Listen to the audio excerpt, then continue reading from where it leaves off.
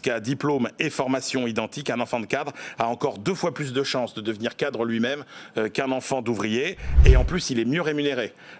Pour des bacs plus 5, le salaire médian, c'est 2400 € quand vous êtes enfant de cadre, 2100 € pour l'enfant d'ouvrier 3 ans après la sortie des études.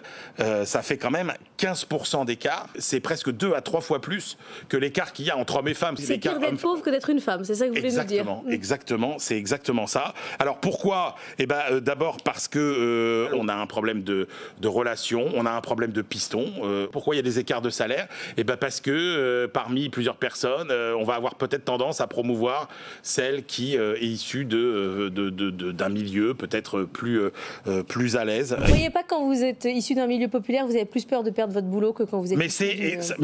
Du coup, vous n'osez pas demander beaucoup. En fait, c'est assez simple. On retrouve finalement un petit peu tous les handicaps que sont ceux qu'ont les femmes. C'est-à-dire ce problème de légitimité, on se sent moins forcément légitime, on a peut-être moins confiance en soi, ce syndrome de l'imposteur, il est peut-être plus marqué quand vous êtes issu d'une catégorie sociale modeste. C'est un peu les mêmes difficultés.